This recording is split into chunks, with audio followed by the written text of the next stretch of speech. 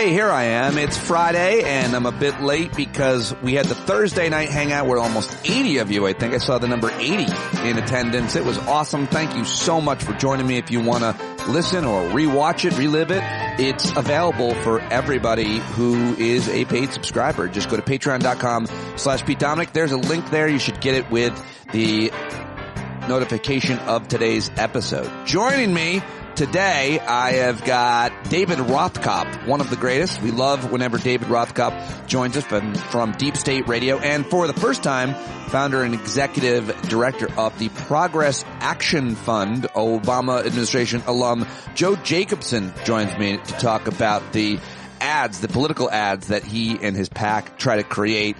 And he's also lives in Southern California, had to evacuate. We talk a little bit about that. Both those conversations are coming up for you. But I've also got your news, headlines, and audio clips coming up. And I don't have anything specific for the good stuff today. I'm sorry. Last night, the hangout was so good, and it was such a great distraction. We had Chrissy Greer made a surprise appearance because our friend Vicky said we should have her come on and talk about sleep hygiene because we were all talking about going to bed and how we sleep. And she was so great, and it was so much fun, and it really made me, and I know a lot of others, forget about everything that's happening outside of us and the world. And I just loved it. I love this community. I love hanging out with you all. We had a great time last night. That is the good stuff. I hope that you'll join us at these hangouts, which are often so fun. You can keep your camera off. You don't necessarily even have to be a participant, an active participant, just to be there, to not feel alone, to feel connected. We need community very badly, and the stand-up community is here for you. You can always hang out on the Discord platform anytime. I've been in there a lot more during the day, and so there you go. That's the good stuff. Join our community. Be a part of our community. Watch last night's hangout. And especially when Chrissy Greer shows up in the last half hour or so. So good. That is today's good stuff. I hope you appreciate the work that I'm doing here. I know you do. Everybody has been so kind lately and sending messages and ideas, and I am so grateful for it. I hope you'll join us in Las Vegas in person the 28th through the 30th, and it's going to be great. So get your tickets now to PODJAM 2. All right, well, that's it. Now I want to get to your news. Here are your headlines for yesterday. Obviously, you know about the horrific midair collision. You know about Trump's reaction to it. And you've heard a lot about the three high-profile nominees who faced questions yesterday, Kash Patel, Tulsi Gabbard, and RFK Jr. So I want to go to just a few of the other headlines that you might be missing because of all of that, including the fact that Trump signed an order pushing universities to address anti-Semitism by monitoring and reporting international students. Don't know what that's about. The Trump administration also is considering a move to halt New York City's congestion pricing, which would be very controversial. A Gaza hostage release descended into chaos. Israel released 110 Palestinian prisoners yesterday, including some convicted of deadly attacks after a chaotic hostage handover in Gaza that cast doubt on whether the exchange would actually go ahead. Hamas released 3 Israeli and 5 Thai hostages after they spent more than a year in captivity. One release in Gaza's north went relatively smoothly, but in the southern city of Khan Yunis, the hostages were surrounded by crowds, some of whom chanted support for Hamas. The families of the released Thai hostages who worked in Israel as farmhands shed tears of joy, of course. We're really excited, happy about that. Can't possibly imagine what that must be like for those families, but it's good to see some of them returning. That is good stuff. GDP grew by 2.3% in the fourth quarter of the U.S. economy, capping a more robust year than anyone really apparently expected. Thanks, Joe Biden. The chair of the FCC ordered an investigation into NPR and PBS over their member stations' practice of airing sponsorships. So we'll see what happens with the new right-wing MAGA FCC chair. In Syria, President Trump's sweeping executive order to halt foreign aid has threatened a program that supports security for a camp that holds ISIS members.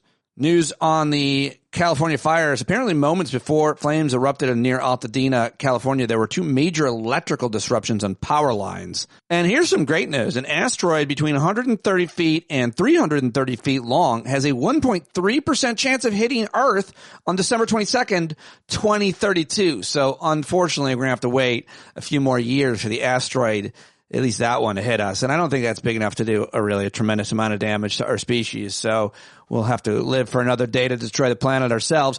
30 people were killed in a stampede during a festival in India. A delay in recent initial toll was seen as shielding the potential prime minister there. So politics at play. Yesterday, the Yesterday, the Senate Budget Committee, Republicans approved of Russ Vought's nomination. Now, he's a Christian nationalist and the guy who wants to destroy the federal government from the head of the federal government at the Office of Management and Budget. He is now going to be the budget director, and doesn't look like he's getting any Democrats to vote for him, though. We'll see. And also yesterday, Trump said that he would likely decide by the end of the day whether to put a 25% tariff on imports of Mexican and Canadian oil that would take effect on February 1st.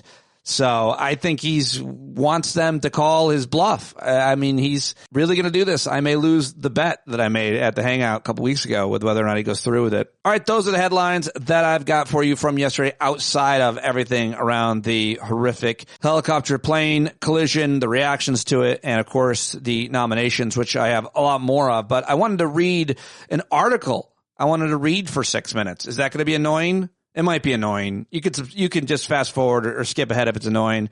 And if I hear from anybody, maybe I won't do it again. You know, it doesn't take too many people to persuade me to do something or not do something. But I like this article. I thought it was interesting to put a lot of what we're seeing in context from the first Trump administration to this one, the events that unfolded yesterday. It's by David Graham at The Atlantic. The title is Donald Trump is just watching this crisis unfold, but he's not taking charge. You might be forgiven for forgetting ever so briefly that Donald Trump is president of the United States. Sometimes it seems like he does, too. In the middle of the night, as news about the plane crash at Ronald Reagan Washington National Airport was breaking, Trump posted on Truth Social, the airplane was in a perfect and routine line of approach to the airport. The helicopter was going straight at the airplane for an extended period of time. Clear night. Lights in the plane were blazing. Why didn't the helicopter go up or down or turn? Why didn't the control tower tell the helicopter what to do instead of asking if they saw the plane? This is a bad situation that looks like it should have been prevented. Not good. Yeah, and David Graham writes, he raised some valid points, one that many people might be wondering about themselves. The difference between them and him is that he's the leader of the federal government able to marshal unparalleled resources to get answers about a horror that happened just 2.5 miles from his home. He's the commander-in-chief of the U.S. Armed Forces, and the crash involved an Army helicopter. But Trump isn't really interested in doing things like Chauncey Gardner, the simple-minded protagonist of Being There. He likes to watch. This morning, Trump held an astonishing briefing at the White House where he and his aides unspooled racist speculations, suggesting without any evidence that underqualified workers hired under DEI programs had caused the accident. We don't know what led to this crash, but we have some very strong ideas and opinions. I think we'll state those opinions now, Trump said. And he did. Vice President J.D. Vance and Defense Secretary Pete Hegseth criticized diversity efforts from the lectern as well. Trump also misrepresented Federal Aviation Administration programs. Trump insisted that he wasn't getting ahead of the investigation by speculating that he could tell diversity was to blame because of, quote, common sense. Trump also paused to accuse former Transportation Secretary Pete Buttigieg of bullshit, narrated video, and information he'd seen in the news, interspersing his personal observations as a helicopter owner and passenger. The people in the helicopter should have seen where they were going, Trump said. At times, he appeared to blame both the helicopter pilots and air traffic control. Perhaps it would be better to actually gather some information, but Trump is more interested in pontificating. The pilots, DEI, air traffic controllers, Buttigieg. The only common thread appeared to be that everyone was to blame except Trump himself. No one could reasonably hold Trump responsible for the crash just 10 days into his term, though it is the bar he's often tried to set. I alone can fix it, he's assured Americans, telling them he personally can master and control the government in a way that nobody else can. He promised to be a dictator, though only on day one, yet even while discounting his bluster, it'd be nice to see the president doing something more than watching cable news and posting about it. And if he's not going to do that, he could offer some consolation. Almost exactly 39 years ago, after the loss of the Space Shuttle Challenger, President Ronald Reagan memorably described how the astronauts aboard had, quote, slipped the surely bonds of Earth to touch the face of God. Trump is giving us not good. Though exasperating, this passivity is no surprise. It was a running theme of Trump's first administration, is already back in the second. In May 2016, Trump reportedly offered Republican John Kasich a chance to be vice president in charge of domestic and foreign policy. Trump would be in charge of, quote, making great again. During Hurricane Harvey in 2017, he struggled to show empathy for victims or do more than gawk at and tweet about the destruction. A few months later, he tried half-heartedly to do more after Hurricane Maria, producing the indelible visual of the president tossing paper towels at victims like a giveaway at a minor league baseball game. Mark Andreessen, the venture capitalist and Trump ally, has claimed that Trump wasn't even running the government during his first term. During the worst of the coronavirus pandemic, Matt Yglesias notes Trump was more interested in offering punditry on how the government was doing than acting like the head of the executive branch. And on January 6, 2021, according to federal prosecutors, Trump sat at the White House watching the violent sacking of the Capitol and doing nothing to stop it. This approach to governance, or refusal to approach it rather, is inextricably tied to Trump's Gardner-like obsession with television. The president watches hours of news every day, and it reports from inside the White House didn't bear witness to this. His all-hour social media posts would. Because he has little grounding in the issues facing the government and little interest in reading, television frequently seems to set his agenda. Political allies learned that the best way to get the message to Trump was to appear in Fox News. Trolls similarly learned that a good way to rankle him was to take out ads on the channel. Trump has used the Fox roster as a hiring pool for his administration. One vignette from the first Trump administration illustrates the dynamic. In April 2019, as the White House was juggling a half dozen serious controversies, Trump called into Fox and Friends and yacked at length about whatever happened to be on his mind until the hosts couldn't even take it any longer. Finally, Brian Kilmeade cut in, brought those things to a close. We could talk all day, but it looks like you have a million things to do, he said. Trump didn't appear concerned about it. What's odd is that even as Trump acts so passively, his administration is moving quickly to seize unprecedented powers for the presidency. In part, that's because of ideological commitments of his aides. But Trump also has a curious view of presidential power as an a la carte thing. He's very interested in acquiring and flexing power to control the justice system, punish his enemies, and crack down on immigration. But he just soon as get the federal government out of the emergency management business. The presidency is not a spectator sport, though. At the end of being there, spoiler alert, a group of political advisors conspires to put Chauncey Gardner forward as the next president. The movie's central joke is that the childlike, TV-obsessed protagonist has inadvertently fooled the nation's most powerful circles into believing that he's profound simply by stating directly what little he sees and understands. The joke's on us. All right, David Graham at The Atlantic. What did you think of that piece? What did you think of me reading that long? Was that annoying? Was that no good? Did you zone out at some point? Sorry. Maybe I won't do it again. I'll wait to hear from you. I like the feedback. All right, now it's time for the clips I've gathered for you today, the audio I've got for you. First, here is Adam Schiff, the now new senator of California, former congressman. He was part of the confirmation hearing for Kash Patel yesterday, and he was great, but I thought specifically this was a really important way for him to send a message, and I thought it was poignant, articulate, and a little bit frightening, but I liked it. Here's Senator Adam Schiff right to Kash Patel's face. Finally, I would just say we need to think about where we are in this moment. We have a new president. He's fired prosecutors who investigated him. He's investigating other prosecutors, or his Department of Justice is. He's fired inspector generals who might hold him accountable. And this is just the start. And as FBI director nominee, he's chosen someone whose primary qualification, in my view, is his willingness to say yes when everyone else would say no to whatever the president wanted, to say whatever he wanted, to do whatever he wanted. That's why he is sitting here. I mean, look at the people who held that job before Mr. Patel, the stature of the people that held that job, the qualifications of the people that held that job. And how can any of us think that his background, his qualifications hold a candle to the people who went before him? How did we get here where we are defending a nominee like this, who makes songs with convicts who attack law enforcement? How did we get here? And where are we going? History is littered with democracies that lost their freedoms and didn't notice it while it was happening. Let's not be one of them. All right. Well done, Adam Schiff. I don't think that's going to make a difference, but still, I thought it was important. He did his part. You heard Chuck Grassley come in there. He was the head of the committee, and he is, I didn't know this, he's 104. I had no idea. Okay. So also, let's see. What else do I have for you? From The Bulwark. A lot of you watch The Bulwark. Tim Miller was talking to Tommy Vitor, who's not of the Bulwark, but I guess they combine forces from time to time to get more subscribers, viewers, etc. Tommy Vitor, of course, is the Obama alum who is of Pod Saves the World, Pod Saves America. Anyway, I thought this was an interesting exchange they had together yesterday. Mental health problems that caused this. He went on to say that Pete Buttigieg was a disaster who's just got a good line of bullshit. And then he followed up that by saying, now we mourn and we pray.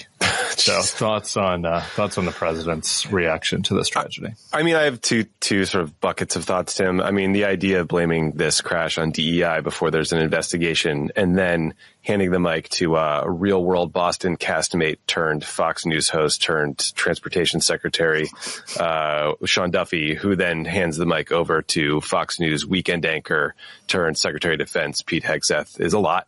It's a lot for me to. You don't feel like that was a meritocracy there, having two reality show stars and one weekend host being able to like point people for responding to this? You don't think that reflects? And they are all white males, so I mean, they had to overcome the obstacles of the DEI to get to the job. They succeeded somehow in spite of all the obstacles in front of them. So that was one bucket of frustration. And then Tim, I just started to think about like, what would Obama have done? What would George Bush have done? What would Reagan have done in a moment like this? I think you go out and give a speech that's thoughtful and that is about the victims and mourning and this sort of like collective wound that the nation is experiencing because of this tragedy. I don't think any president in history would go out and do like a freewheeling press conference, even if they did have command of the facts. But it's just, this is like the Trump era, right? Like, it used to be you didn't want to own bad stories or disasters, and now he's just puts himself in the middle of everything. And it's an interesting, I guess it's just how communications is now. Well, that's how communications are for him, at least. And here's another senator reacting to Donald Trump's lack of humanity and empathy. This is Senator Tina Smith, and she was on the Midas Touch YouTube channel. The thing that is so horrible about this moment is that there are dozens and dozens of families that are trying to be united with the remains of their loved one because they died yesterday. And that is something, there is a human connection that we all can feel about what that feels like, and an urge to like comfort people. That's the most human of emotions. And what does this guy do? He tries to turn it into a political thing. This is why people hate politics, because they hate it when people do things like this. They hate it when Donald Trump does things like this. And of course, here is a person who is incapable of taking responsibility for anything that he has ever done. What did he do when he first came into this office? How long? It feels like months ago, but it's only been, a couple of weeks. He fired people who are actually capable and competent to be ready in moments like this to do the investigations, to keep us all safe. And instead, what he does, instead of thinking about keeping us safe, he's thinking about how to shift blame and make it into an ideological or political issue. And I mean, it's just shameful. It's just shameful. Absolutely. Tina Smith, senator from Minnesota, on the Midas Touch. And now here is a hilarious J.L. Cauvin doing his Trump impersonation, which is better than any out there. And then he does that for like 3 minutes, and then he's got a couple of minutes of commentary. So the best of both of J.L. in this 5-minute clip or so. I love it. You'll love it. Here we go. So we had a very bad plane accident last night, and, I'm very upset because it happened while I was president. I've been told there's victims, but it's also mostly the biggest victim of this is really me, because it's 2 weeks into my new, and by the way, very strong, many respected scholars are saying it's the greatest first 2 weeks of any administration. It's happening during my administration, which I think says a lot. I think it says a lot about how much the deep state wants us to fail. And by the way, nobody's talking about this was a Black Hawk helicopter. Okay, it's called Black Hawk. And if you know, you never had these problems with White Hawk helicopters. Nobody ever talks about that, but we started doing DEI for helicopters and other things. And you see the results, because there's been, there's been a lot of bad stories. You don't report them. But there was one movie called Black Hawk Down. We've had a lot of problems with the Black Hawks. You never had a movie called White Hawk Down. Because the White Hawks, it's code qualified. I know people don't want me to say that. But we have done DEI in terms of hawks and with planes. And by the way, everybody always called him Amtrak Joe. Remember Sleepy Joe, the person who's really to blame for this? Amtrak Joe, he's very anti-planes because he wanted us to take trains. And he was also against automobiles, which is why he had this whole Green New scam going to get us to do electric cars. So basically when you're talking about movies, plane, trains, and automobiles, he was against 2/3 of that great movie. And people are saying I'm wrong. No, I'm actually right. So don't pay attention in any way, by the way, to anything I did in terms of FAA or anything like that. This is a DEI problem. And I get messages from a lot of White Hawks who say to me, sir, I haven't been able to get hired as a helicopter because of the wokeness. And it stops now. We're going to not be woke with hooks anymore. We're going to go for merit. Okay? So that's it. Okay, everybody. Here's the thing. And you know it's me now because I've tipped the hat up. Here's the thing. First off, I need to shave. Secondly, this is the kind of bullshit that Trump is going to be spewing for the next 4 years. It's the same guy. This is the thing. We've always known this. This is the guy who on 9/11, if he were president, I assume he would have been complaining about wokeness in between plane crashes and faulty construction and woke immigrants doing construction as the towers fell. That may sound like parody or exaggeration, but I don't think this man has any empathy or sympathy. I think he is sort of has the mindset maybe of like a serial killer, except he's too sort of lazy and fat to ever do like the killing, but he has the spirit of a serial killer, if that makes sense. But this is a guy who bragged about his building being the tallest in Lower Manhattan right after the towers fell. That's the level of sort of focus and sympathy that he's capable of. This is kind of a new low, but of course he probably, I know I was doing jokes, but he probably does think this is like an attack on his administration, not deaths of people and a tragedy. I mean, it's that too, but he's really thinking, I think, this is not the PR I need to start my new campaign, and that's going to be my focus. But I woke up this morning, I heard about the crash last night, and it was a tragedy.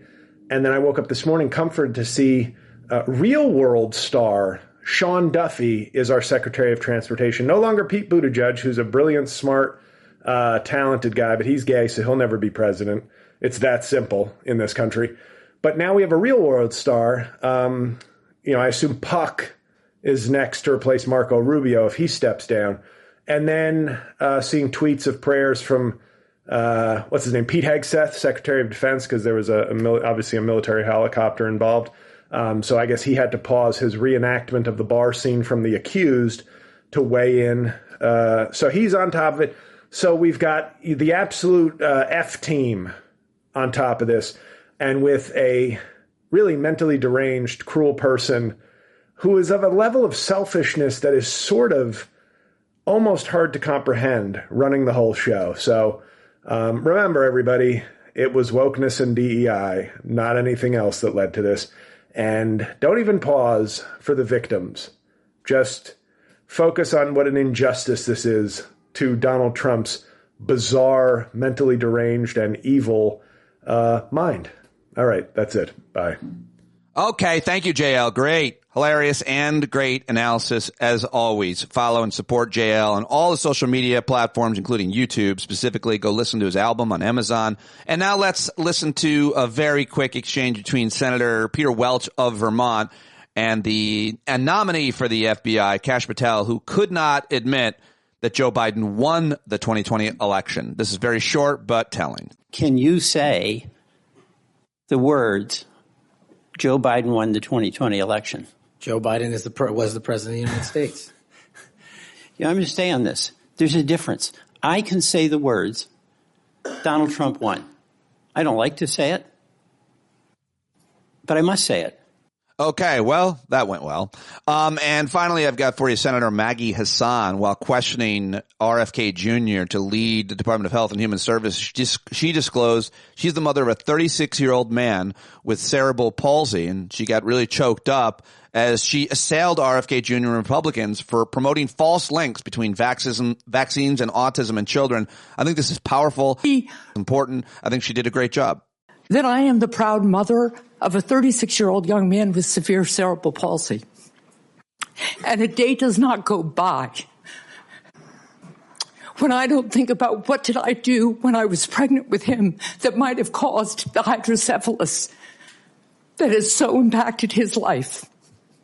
So please do not suggest that anybody in this body of either political party doesn't want to know what the cause of autism is. Do you know how many friends I have with children who have autism? The problem with this witness's response on the autism cause and the relationship to vaccines is because he's relitigating and churning settled science so we can't go forward and find out what the cause of autism is and treat these kids and help these families.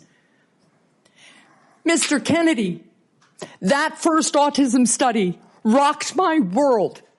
And like every mother, I worried about whether, in fact, the vaccine had done something to my son. And you know what? It was a tiny study of about 12 kids. And over time, the scientific community studied and studied and studied and found that it was wrong. And the journal retracted the study. Yes, good stuff from Senator Maggie Hassan. That was very powerful and courageous, and I hope that it makes some kind of a difference. I don't know what or who it will make a difference. We have to always, everywhere, combat the pernicious, dangerous myths that are being spread about vaccines, from a link to autism to anything else that's been debunked because, well, you know why. I mean, it's a life or death. All right. Let's end on some comedy and go to The Daily Show. My friend Michael Costa was hosting last night. He's always great, and he had a good opening about the press conference that Trump held yesterday. And I warn you, you will hear Trump's voice in this. If that's a trigger alert, specifically, especially yesterday with what he had to say, I'll give you a heads up. Here's a couple minutes from The Daily Show, though. Trump's been busy these last few days.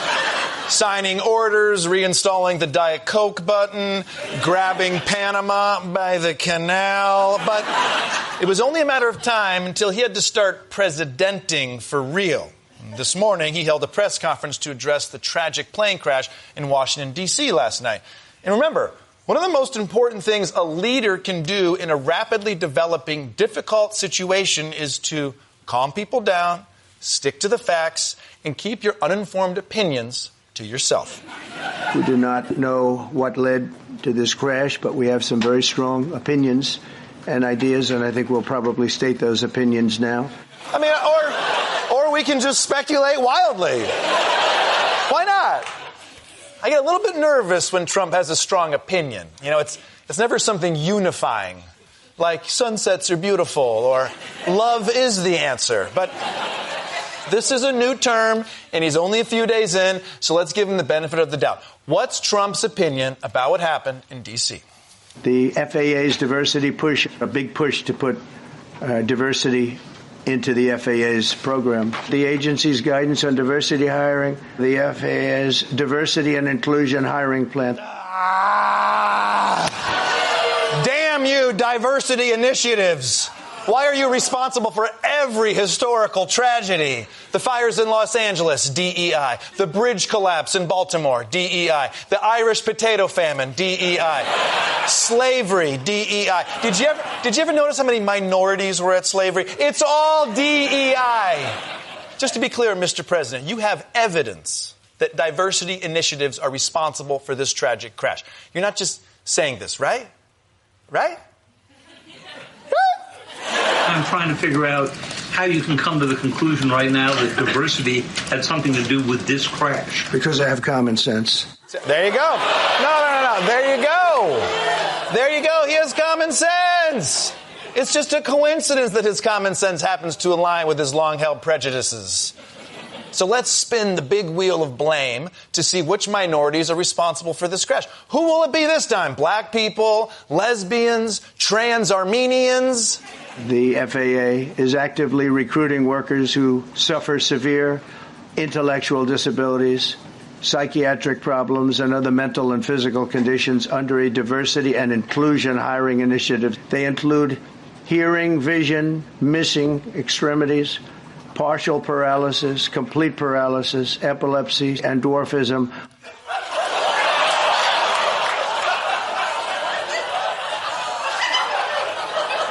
Dwarfism?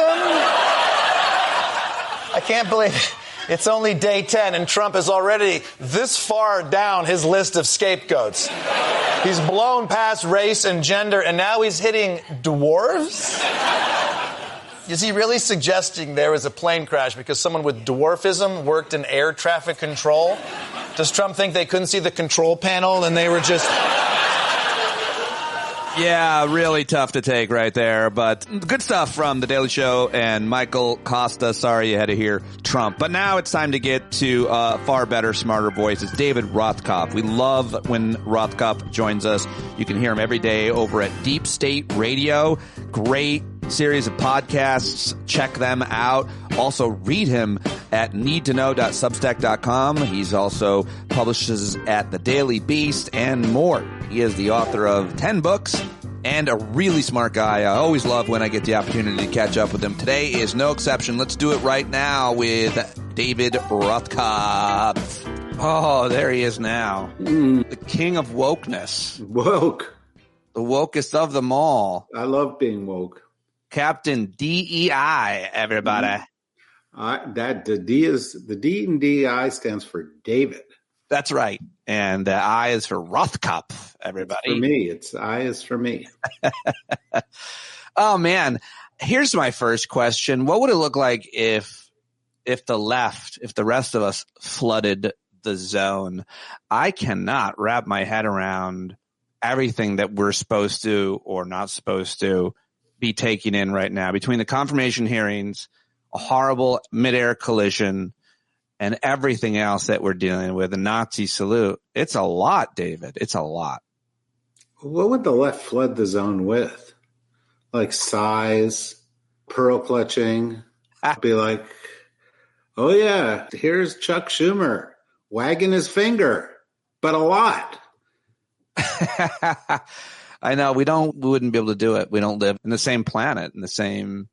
It's totally true. But did you ever think, like when you were in high school, I bet you one of those kids, you sit in the front row, you raise your hand a lot. That's right. You get really good grades. And you said, if I work hard, I might do really well. But the one thing I know for sure is that those assholes in the back row are not going to take over America.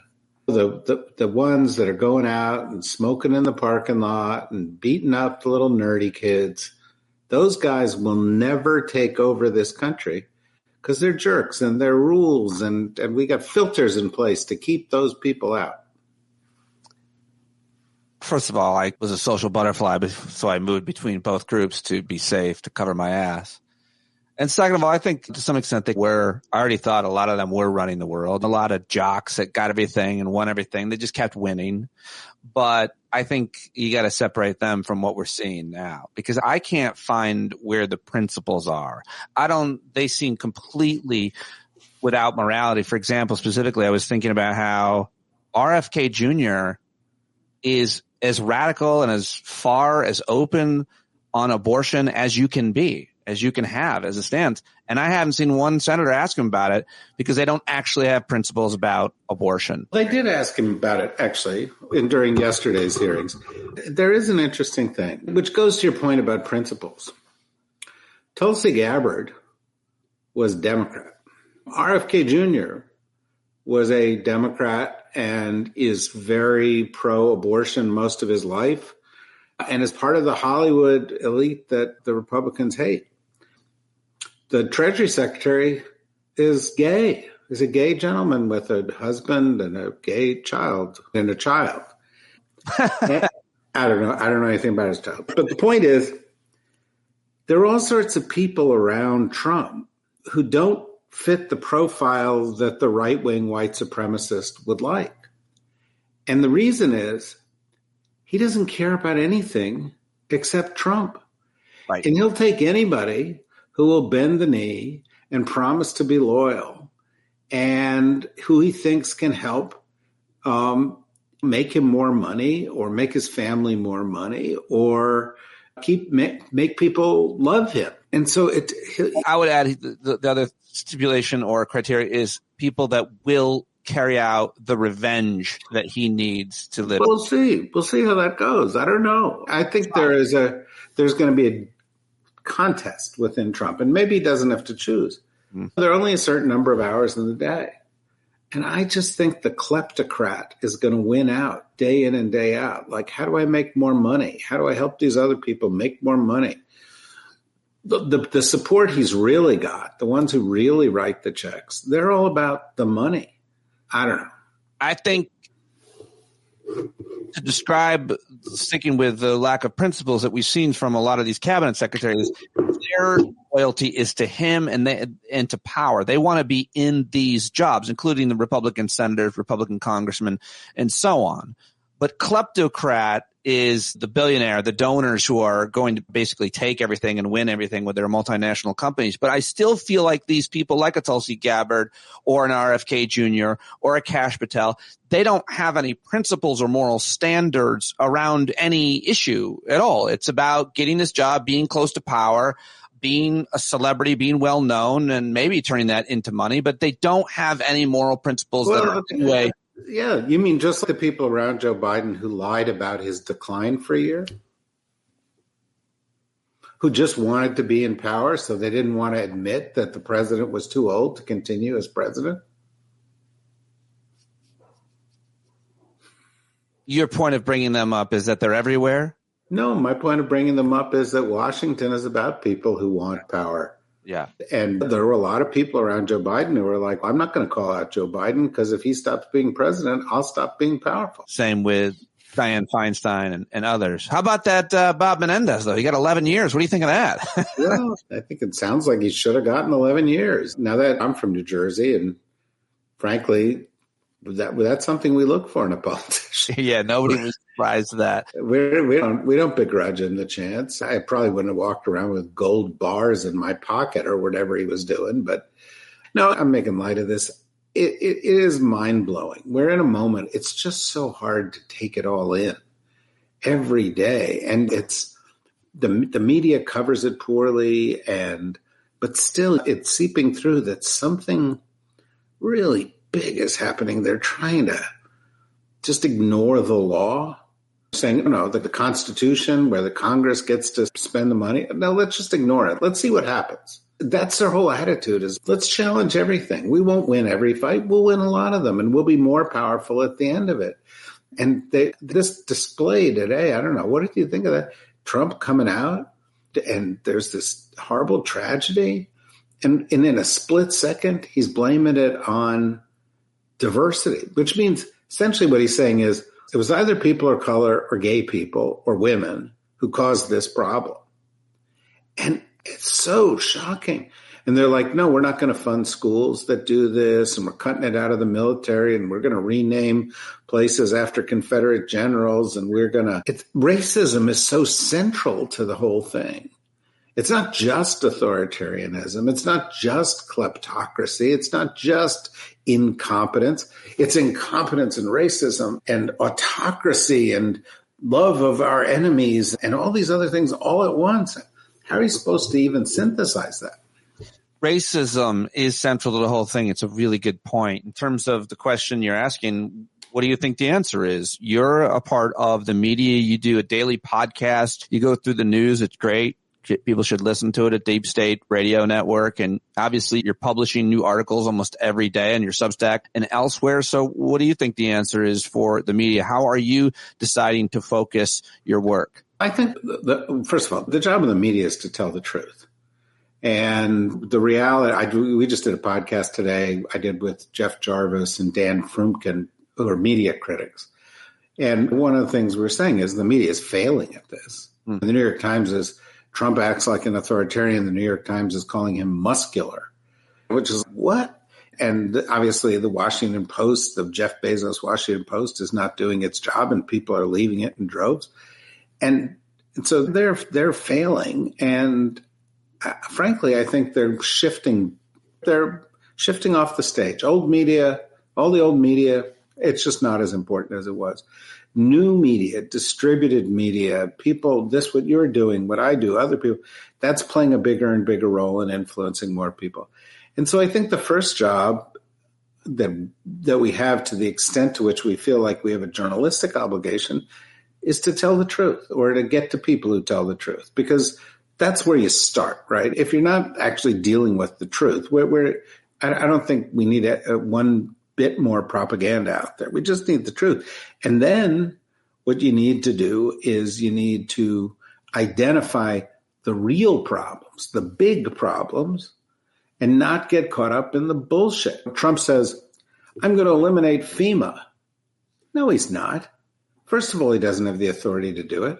Secondly, only the Congress can do it, and they're not going to do it because they know that if you get rid of FEMA, then there's a hurricane, then their states are going to get screwed. So I'm not going to get worried about that. But when he starts cutting, he just shut down all funding for USAID, and all of a sudden, the United States doesn't have carrots in its foreign policy toolbox. It's only got sticks, right? It's getting rid of trade as a thing that draws people to us. It's getting rid of democracy as a thing, or principles that draw people to us. And it's getting rid of aid. And so what does that leave you with? In a situation, all you can do is threaten people or go to war. That's really dangerous. And I can give you a bunch of other areas like that. But what I'm saying is there are trivial things. There's flooding the zone with shit just to get a reaction. There's stuff he's not going to get rid of birthright citizenship. He's not. He can't do it. He's not going to run for a third term. They're trying to wind everybody up with this shit, but that's not going to happen. But he's not going to round up 11 million people. He can't do it. It's just physically not possible. But he may fuck with free lunch programs, and he may undermine the ability of the Congress to do oversight with the complicity of the Republicans, and he may rig the judiciary and allow people to be kleptocrats or go after his enemy. Those are very serious problems. What is an example of a kleptocrat? Well, just somebody Menendez is a bit of a kleptocrat. Kleptocrat means somebody who steals, a class of leaders who steal. But Elon Musk came in and he didn't like the way that he was being regulated. So he forced out the head of the FAA. And they're getting rid of bank regulators. They're not hiring new bank regulators. Or Trump, the most kleptocratic thing I've ever seen in my life. And people aren't stopping in the street going, hey, Pete, what's going on here? But he launched a meme coin. Yeah. Essentially saying, here's my address to come and bribe me. And now it's 3/4 of his wealth. 3/4 of his personal wealth is from a meme coin that didn't exist 2 weeks ago. And and that's the thing. It's like Kennedy yesterday in his hearing. He was like, yeah, I'm going to continue to own my stock in this company that whatever. And the last administration, the Republicans would have been up and on. They'd be like, you can't do that. That's unethical. Sure. But they're shutting ethics offices and they're firing inspector generals so that they can get what they want. Which is the federal government and all that it does or does not do. It prevents them from doing something. Elon Musk, financial institution, it prevents them from buying other companies, monopolies, and so on. All those federal regulations, they're in the way of me making my business larger. More. I mean, Elon has almost $500 billion, more money than anybody else on the whole planet Earth. But he wants more. And a lot of these people want more. And they're just, there have always been rich guys who are pulling the strings in government. And frankly, as a percentage of GDP, John D. Rockefeller had more money than Elon. But I think at his peak, John D. Rockefeller had 3% of GDP. That's crazy on what he was based on the fact that he created the first multinational corporation, Standard Oil Corporation, and ran it as a monopoly for a long time. And nothing good to say about that other than oil was a commodity, was something that actually was tangible and created all kinds of good things in people's lives, obviously, as opposed to a lot of these wealthy people aren't necessarily creating anything at all. They're less. And let's not forget global warming, okay? Because the oil was doing some bad things too. There is an impulse in a lot of these people to get more and more. There's a famous story about John D. Rockefeller, and oil, when it was sold back in the 19th century, came in cans. And John D. Rockefeller figured out that if he used 9 drops of solder to seal the can instead of 10 drops of solder, it would save him, I don't know, X $1,000s. And so he was like, go for it. He was just more and more, give me more and more. And this group has just taken it to a new level. What are there, 10, 12 billionaires in Trump's cabinet? There are only 800 billionaires in the United States. That's a high percentage of them. And the donors behind the Federalist Society and the Kochs who are they're all behind this, trying to enrich themselves. They don't really care much about the ideological stuff. And they're using all these suckers who are willing to support Trump because he's a racist like them. But they don't care about the racism either. They're using it. It's just the rallying cry. Trump's a racist, but I don't think that's his primary driver in everything that he does in his life. No, it's definitely not his primary motivation. He'll use black folks. He'll use anybody. I just got in an argument with a guy who's Jewish, and I just went right at him. I was like, he's such an anti-Semite. He's so terrible. And then we start talking about Israel. And so it's like people will use and look at and see whatever they want to see. We see things as they are, not as we are. And he does that with, I think, every person if there's some billionaire, he doesn't care if they're Jewish or female or black. He wants them on board. If it helps him. Yeah. It's all about him. It's all about a calculus. Everything's transactional. That's why I was talking to some Chinese people.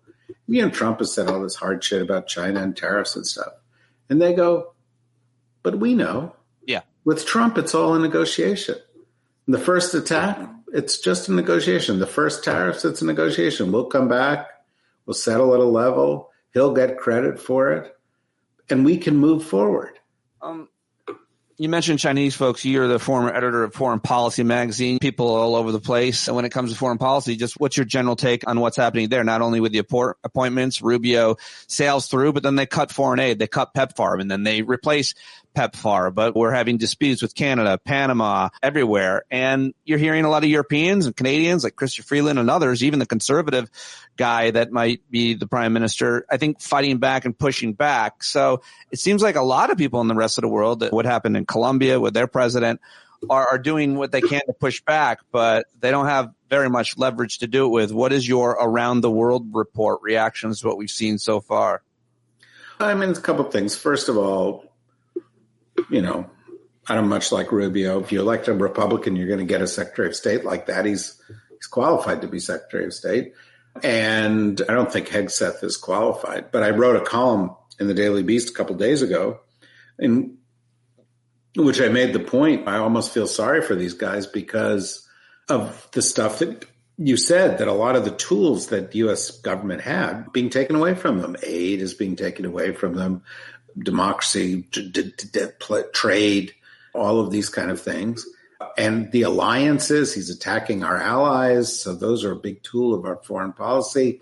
And now they're alienated. I saw a thing on Twitter, I think, or X or Blue Sky, whatever, that in Denmark, they're now selling these little buns that look like Trump that are called like moron buns, moron cakes that look like Trump.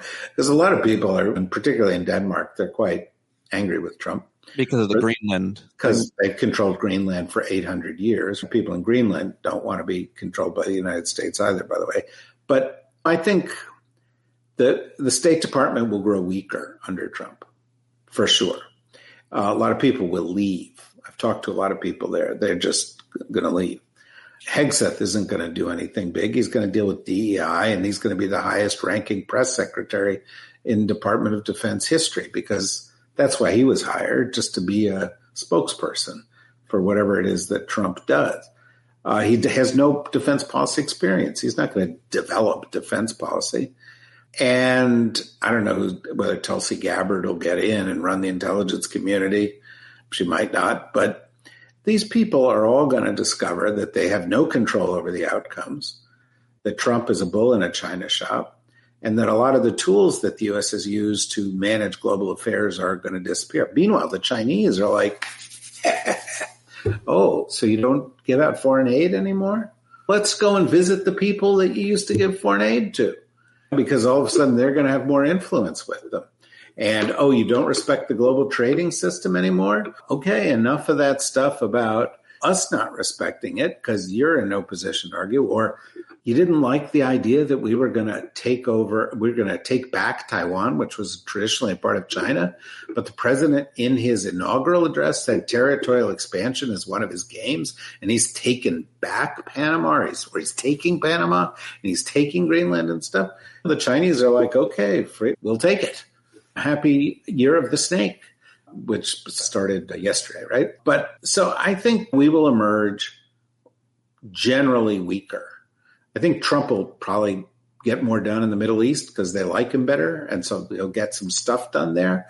And Biden was weak and dithering and not good in the Middle East.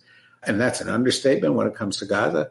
I think Trump may have a better end policy with China than Biden did because he is transactional, and so it'll be more nuanced. It won't be quite as we're rigid, and then I think the Biden administration was a little rigid.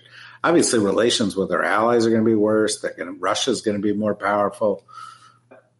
I don't think people are going to be talking about this most of the time. I think mostly they're going to be talking about domestic shit, taxes, and interest. If there's these tariffs, inflation's going to go up. If inflation goes up, interest rates are going to go up. The cost of eggs, the only thing we talk about in America, is going to go up. What do you make of, what are you hearing from your friends that work in the federal government? You are the author of The Deep State, of course. You wrote all about this and these people. I'm sure you got a lot of sources there. The few people I talked to are all saying similar things about the confusion, including things like whether or not they have to report to work. In some cases, there isn't a place for them to go to. They got rid of the building. They moved during the pandemic when they were allowed. So there's all kinds of confusion. And now they offer them this weird buyout, which is not a buyout at all. And so what are you hearing about the chaos and confusion that is creating, and what does that mean? It's 100 questions wrapped up in one. I think they're going after the civil servants, as Project 2025 said they would go after them, and as many expected. And they're going after people who were tough on them in one way or another, stripping away the security clearances of some people, the protective details of some people, and so on. This buyout is not a buyout. It's actually agreeing that they'll say, we'll let you work till September. You don't have to really show up, and we'll pay you that way, because they don't have the budget, right? The government doesn't, the White House doesn't control the budget. The Congress controls the budget, and they don't have money set aside for buyouts. And I think they will be successful in weakening all these agencies. They will have more of their people in charge. They will make it easier to get rid of people. They will slow down funding. They will cut funding. They will shatter morale. And it's going to take us many years, even if there's some new Democratic president in 2026, it's going to take us many years to recover from that. But that was part of the plan since Reagan, right? The government's the problem. Let's get rid of the government. But as we see with this plane crash, if you don't have air traffic controllers, if you don't have first responders, if you don't, then people suffer. You wrote a piece for the Daily Beast, also 10 reasons Democrats are low-key hopeful for Donald Trump's second term. What on earth are you talking about, sir? Oh, you can read the piece. I didn't see that. I did actually, when I was preparing, I didn't see your Daily Beast stuff, and now I'm excited to go read it because I'm such a big fan. But I do feel bad that I didn't read it. No, well, that's okay. But the point is, some of the reasons Dems are hopeful are what I said. I've talked to some Dems on the Foreign Affairs Committee or the House Armed Services Committee, and they're like, last time Trump beat up on the Europeans about not spending enough money on their defense, and they spent more, and he'll do it again, and they'll probably spend more again. And that's probably a good thing because it relieves some of the burden from us. It also supports the U.S. defense sector. Or he'll probably do better with the Saudis, or he'll probably do better with the Chinese. So those are some areas where he might get something done.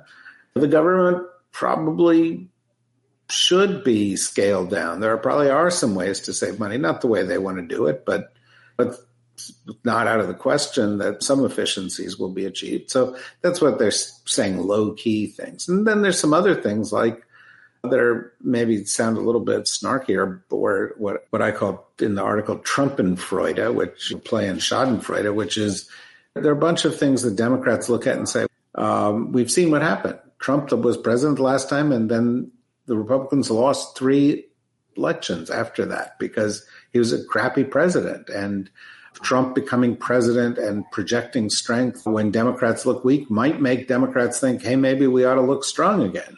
And it might make the Democrats rethink their strategies and so forth. So the point was there are some things that may actually get done that are positive, and there are some things that may be consequences of their incompetence or racism or other things that will produce positive outcomes in the long term. And I think that's why some Democrats are not like on the ledge. But then again, each and every day we get some new breaking story that makes us think maybe we should be on the ledge. Do you think there'll be free, fair midterm elections? Yes. That's good. It'd be very hard for them to stop that. Will they try to influence them in a variety of ways so it's harder to vote? Yes. Where they have more advantages if they have more money? Yes. Does that mean they're going to be successful? No, because a lot of the election laws and administration are controlled by the states, right? And there are a lot of states out there that they don't influence. And even some of the ones they do influence have been resistant to that kind of pressure. I think at the end of the day, and I think it'll be very significant, but I think in 2026, Democrats will take back the House. And that'll change the equation a lot because they'll be able to do investigations and stop things from happening and so forth.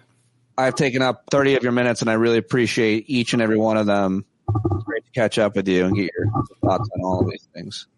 It's good to see you, and I hope the year gets better than it has started. I think everything's going to be fine. Thank you, sir. I hope so. And I hope we can talk about happier things for sure. The year goes by. For sure. And I look forward to seeing you next time.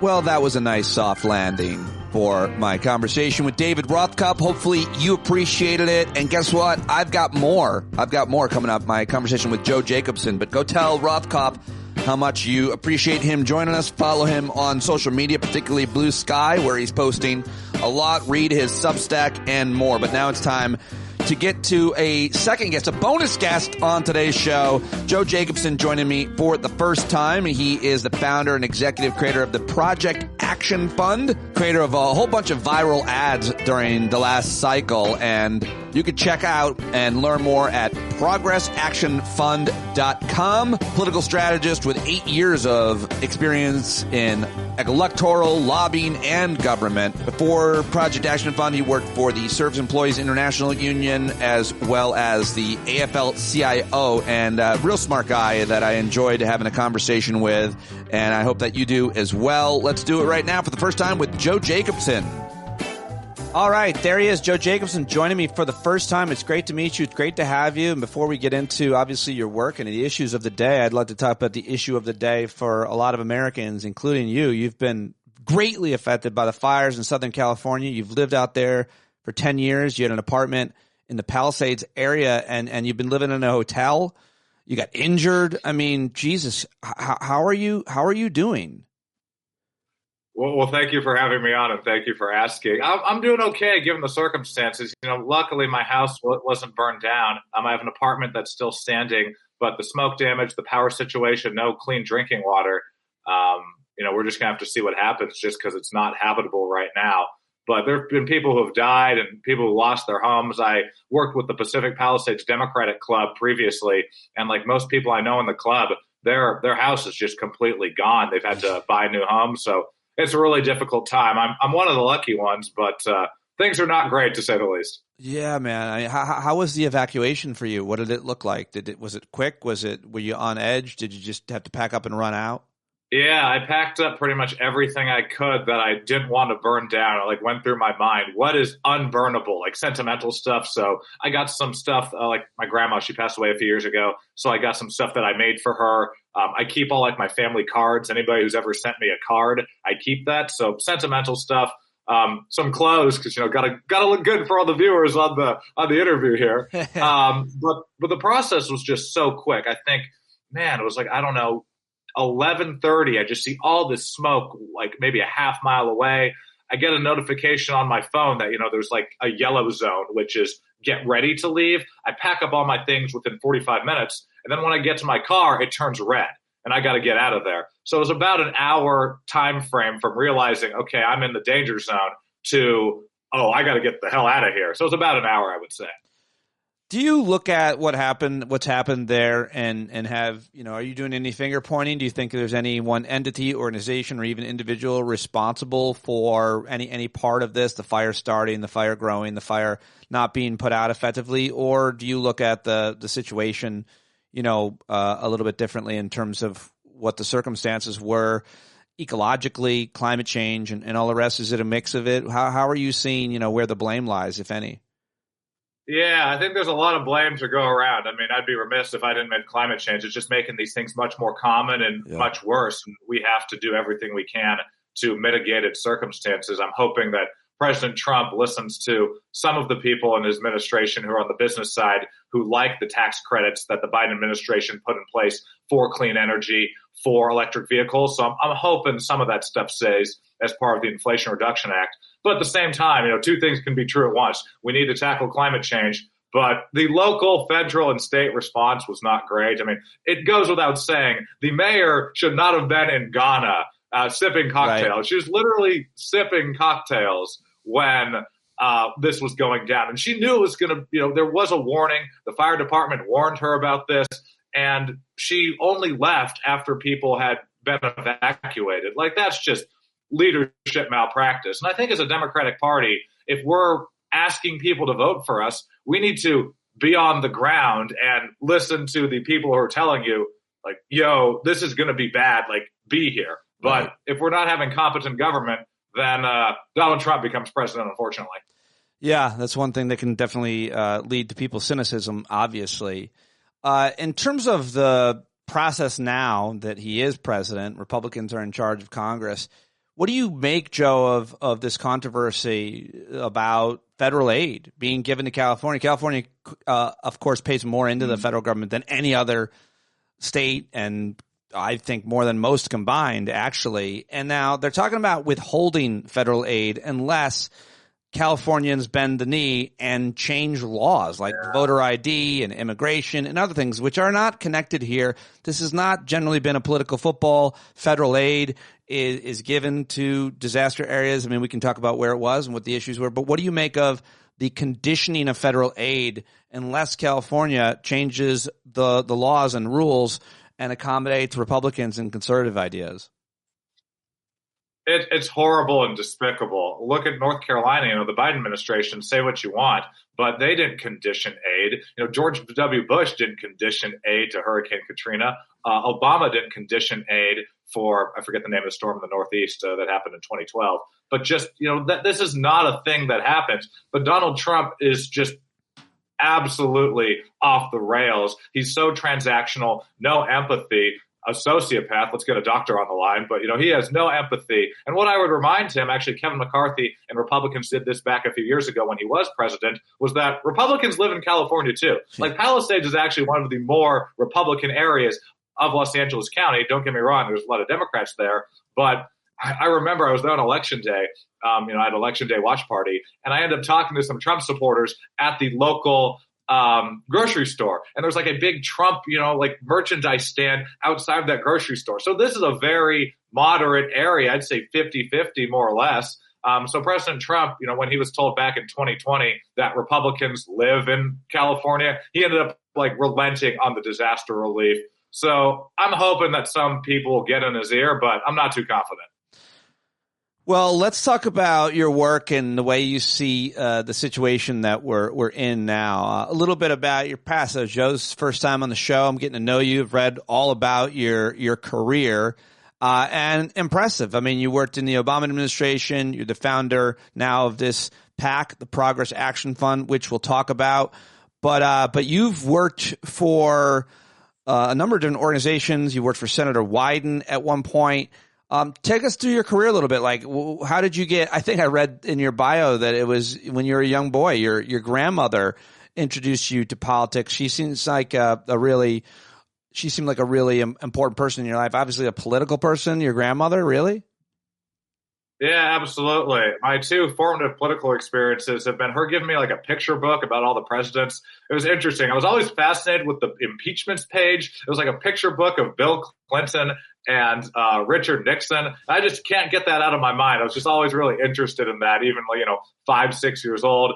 My mom and I, with my grandma, we actually had a little for my birthday when I was, I don't know, 6 or 7. Don't quote me on the year, but we had a little fundraiser for the local zoo. Instead of having presents given to me, as my mom was like, "Hey, maybe we should do donations to the zoo because it was going to close." And we raised $500. So it's been very applicable for my job now, since with the PAC, I mainly do fundraising and then use those dollars that generous people give us to run ads to try to persuade voters. So those experiences were very formative. My grandma worked in Arizona politics back in the 50s, and grandma didn't take no shit from anybody. So very, very thankful for her. R.I.P.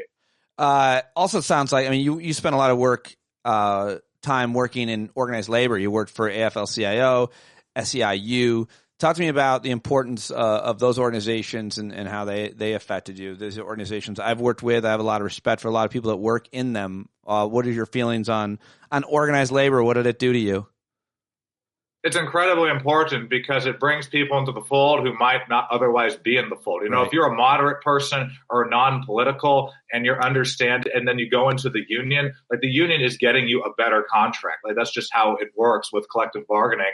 I think in some right to work states, salaries can be and wages can be, I don't know, anywhere between, don't quote me specifically, but 13 to 20% lower. It's a marginal difference. And I really enjoyed the experience because if you can bring people into the fold who are I'm a little bit more conservative, but man, my union does great work for me because they're getting me better pay, better working conditions, better hours. And then you're able to translate that to politics. Hey, this Democrat, supports, a more fair and just working conditions. And that's what the union's fighting for. So kind of making that leap from A to B. Without the union, Elon Musk would be working everybody 90 hours a week in the coal mine. So I think we have the 40-hour work week because of the labor movement and everything that FDR did. So it was a really important experience just to be involved in helping people out and doing the good work. What did you do in the Obama administration? I worked for the Council of Economic Advisors. It was mainly for Obama's the math geek team. And what we did is just econometric research, trying to have the data and economic analysis to support the policies. If we're trying to lift up, folks who are unemployed, what's the best research showing how we can do that? So really comparing, contrasting policies and making sure it's evidence-based. Sounds like you were using data and research to advocate for what's in the public's interest. And it sounds like we're not going to be able to have that data and research necessarily available. Wow. How I don't know how much you've read about this or how concerned you are about it, but today, president's the bad man, I call him. You can call him whatever you want. Trump's spokeswoman Carolyn Levitt gave the first press conference. She talked about being the most transparent.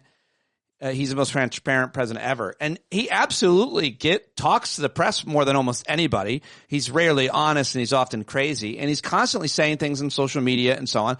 So the kind of availability, you might have a point that he's available. But that we know is so that he can, constantly construct a narrative, repeat things, and gain following and support by his crazy behavior. But Real transparency would include who's going into the White House and all that data that you referenced when you were on Obama's team. I mean, how worried are you about that kind of transparency, that kind of data for things like economics, and probably even more importantly for things like public health, national security, which I think are the same? Yeah, for the data side, basically, you can tell any story you want. So he's just going to cherry pick. I mean, a lot of politicians already do that. So I think he's just going to – it's kind of like the oligarchy. America's been an oligarchy for a while. Now it's on steroids. The difference between America and Russia is just the oligarchy and lack of democracy is just like on steroids. You know, I mean, pre-1965, we were not a democracy. You know, black folks and folks of color couldn't vote. So it's absolutely just a government on steroids. You know, he's pretty transparent about all the awful stuff he's going to use and do. Look at immigration, look at going after political opponents. And he's just going to use data pretty much to justify that. So he's going to do whatever suits his best political purposes. And if data is involved in that, then he'll just use it to his own means. So tell me about your organization. Progress Action Fund. I mean, you guys create ads to affect change, to affect opinions, right? I mean, you've seen it all. You've done it all. You worked in government, outside government, trying to influence government. What does this PAC do? What did you do during the last campaign, for example? So we run ads, and our motto is when Republicans go low, we go lower. We think that Democrats often have a mission where we're not focused on kind of reaching the average voter. We have these there were just some ads released by one of the big Democratic Party committees, House Majority PAC, and I think it was their C4 side. And they're just the most bland, boring ads you'll ever see. Like they're spending $10 million on it, and it's just like we've learned no lessons. Donald Trump captivates people because it's an attention environment. Right. You know, he goes to UFC. I mean, you know, talk about a bunch of good-looking bald dudes at UFC. It's just, you know, it's all across the board. It's all across the board for us. Too much testosterone, from what I understand.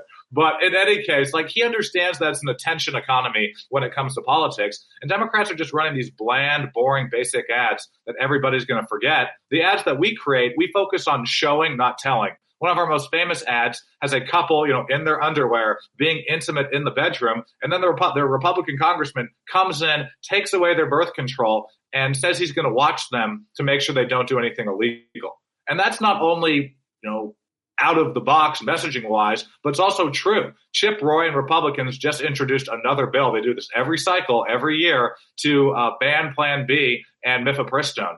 This is something Republicans want to do. But if you're telling people, that's not like they want to do this. That's not really going to resonate. What resonates is showing them what's going to happen. That's what's really powerful. I mean, you've produced more than a couple ads of people basically having sex in their bedrooms. And why and how effective is it? I mean, no one's looking away from that ad. There's no doubt about it. There's attractive people. They're having sex. The point of the ad is the thing. Go ahead. Yeah, absolutely. You have to get people's attention. You know, if you have a good message, but nobody's paying attention, it's like if a tree falls in the woods and nobody's there, doesn't make a sound. Right. That's pretty much the Democratic strategy as of now. Right. Oh, this highbrow democracy on MSNBC. You know, that's just not really where voters are at. Voters are watching Kardashians and housewives and basketball. And who can blame them compared to C-SPAN, to be honest with you? I don't even watch C-SPAN, and I'm in politics. You know, so we have the good-looking couples obviously on screen, but also people are able to personify it. They see themselves because it's what is actually going on. If you look at Republican policies, it's interesting. We had an ad that really triggered the right. There's this guy. He's having a good time in his bedroom with himself. In comes his Republican congressman, and he's like, "Sorry, you can't watch pornography. We're banning it. I'm just going to watch to make sure you don't finish illegally." And the Republicans on the right just thought, oh, this is insane. This is crazy. It got like 80 million views on social media, which in comparison, like a good ad gets maybe 1 million. So the fact we got 80 just as a testament to the effectiveness, because Republicans were so triggered. Like that's why it was, you know, effective, because Republicans uplifted an effective message. And look what happened. Republicans in the past couple weeks have expanded their porn ban to more states. And that's not something the Joe Rogan crowd wants, to say the least. No, I mean, I think that's a really good, important point. Regardless of how you might feel about pornography, there's no doubt that conservative men are very much into it. And if you put out an ad that says they're going to ban this or make you, you know, prosecute you for watching it, or any one of these potential conclusions, outcomes could motivate them. I mean, what are you trying to do when it's not an election year? It's always an election year, but when it's not an election year, to try to, for example, get in front of people that may be paying attention or may not be paying attention, what might, really put them in harm's way? How do you make the idea that they're fiddling now with removing FDIC insurance from your savings accounts?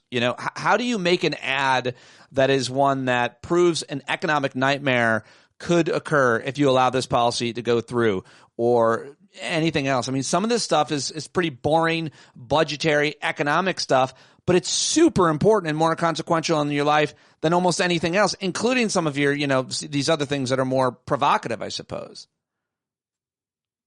Absolutely. We do have a couple elections this year. For example, in Virginia, Virginia's, become a little bit more red, like Glenn Youngkin is the governor. So we want to ensure that whoever's, on the Democratic side, Abigail Spanberger's running, for example, we want to get her or whoever is the nominee into office. As far as I'm concerned, when it comes to the messaging, it's just so important that we make it real for people. And you mentioned, the FDIC. I think the big thing economically is going to be the Republican tax bill. That's something that they're going to put a lot of capital behind, and that's going to go to the very wealthy. That's not going to go to average people. So our Republican congressman character, we still have to wait to see what is in the bill, but our Republican congressman character is basically the political equivalent of Jake from State Farm, except he's like this creepy, old, decrepit dude. But we have him in every ad to show that brand consistency. So for the year, what we're going to do is basically put our old, creepy, congressman into places he doesn't belong. He's been in your bedroom. He's been in your doctor's office. He could be in your living room, helping you with your taxes and, doing something weird. Like he pops up, he's like the opposite of Jake from State Farm. He's popping up when you don't want him to. So that's what we're going to do. And we're still trying to figure out which situations we exactly want him in. And that's going to be contingent on the Republican immigration bill as well as the tax bill as well. Well, that actor is getting a lot of work with your organization. You got to give him credit for that. Hopefully he's he's like the most amazing guy ever.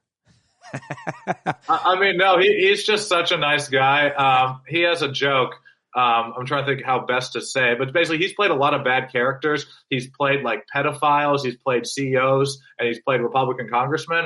And our joke is that, I wonder which one is worse. So I mean, it's hard to pick. I mean, how do you look at the kind of the psychology around these ads? How much do you think about how these ads motivate people? They scare them, they inspire them, they make them laugh, whatever it is to get people to watch, to care about important issues. I'm not so judgmental on a lot of things because I've always tried to fight apathy. And I realize you can't let the perfect be the enemy of the good. I'd love it if people read a book about immigration and had their opinion based on that great book.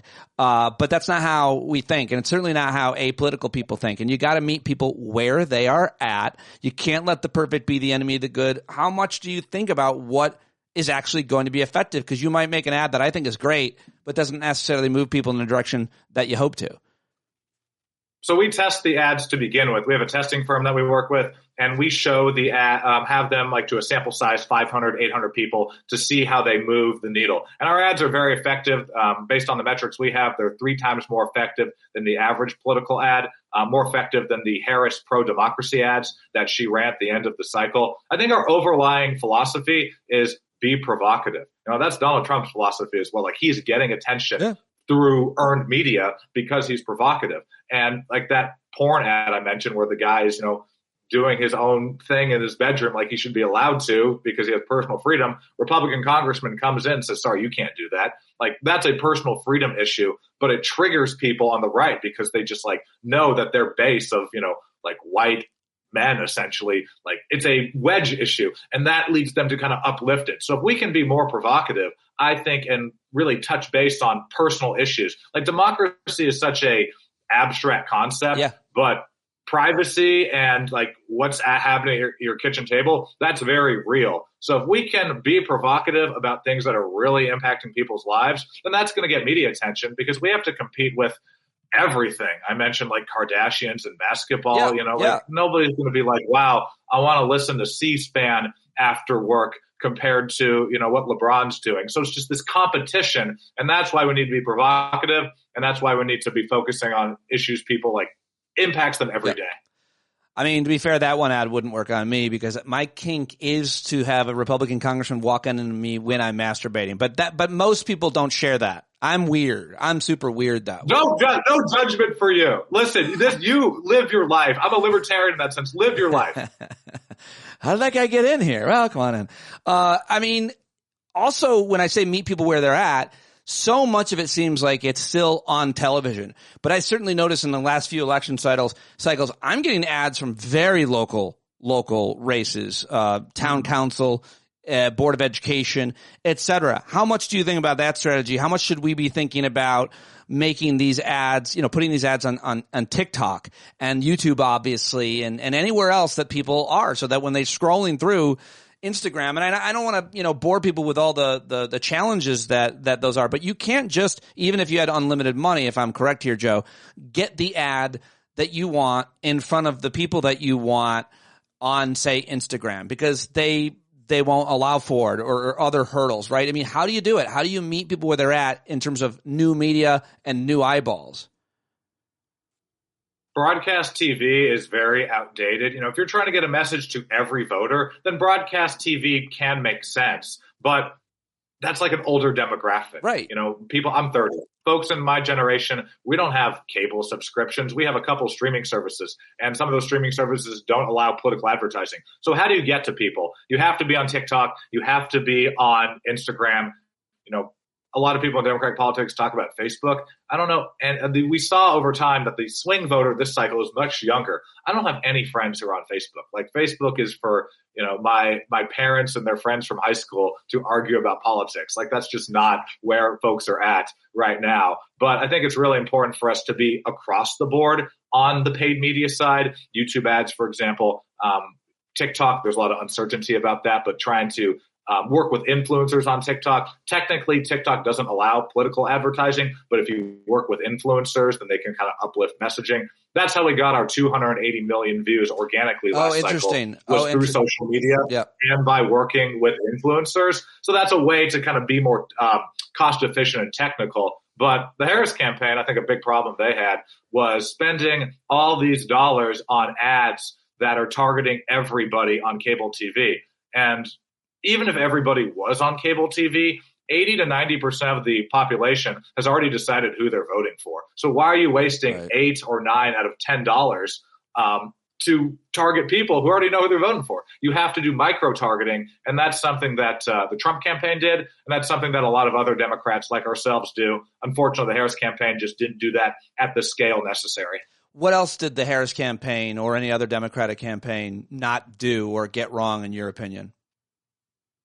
I think risk aversion, and that comes back to the provocativeness.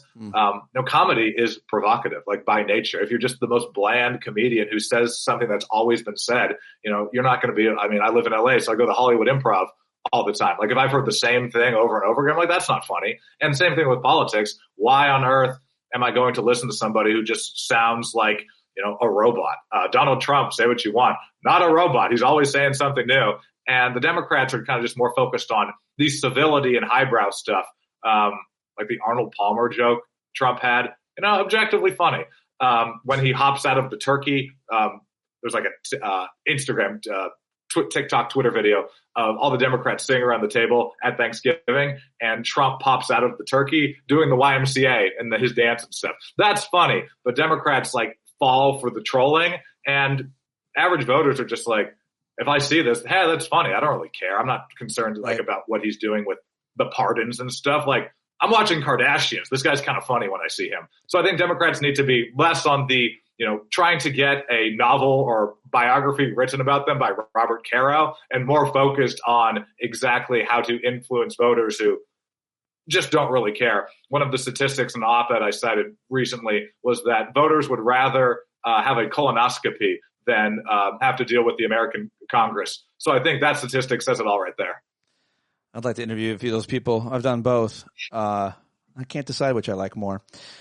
Joe, it's great talking to you. What's the strategy coming up? What are you trying to produce? Obviously, if people want to donate to your organization, if they like the ads you've done and want to see more of it, but what's the goal in the near term?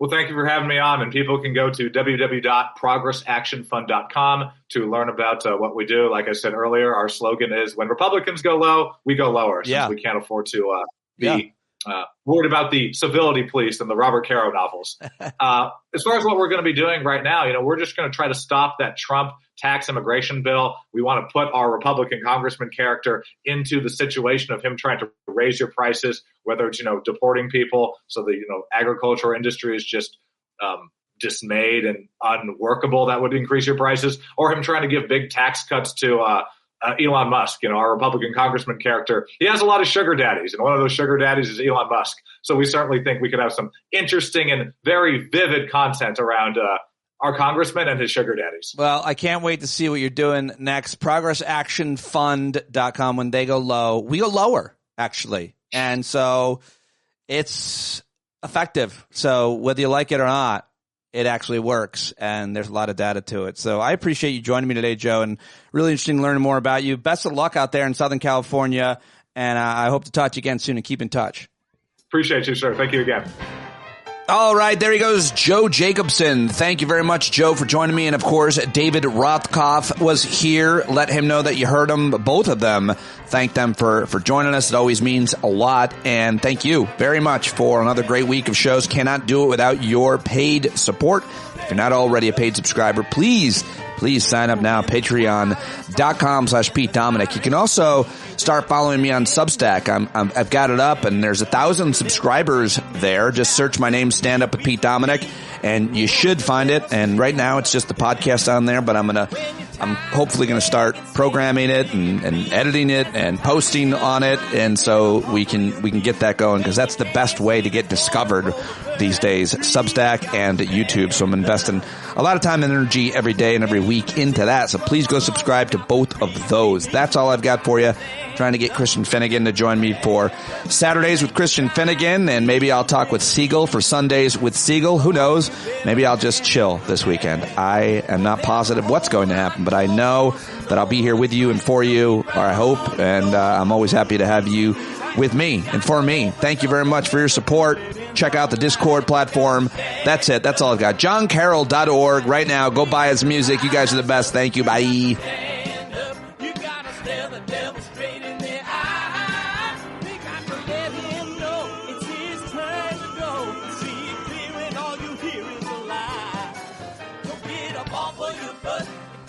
Off of your fence.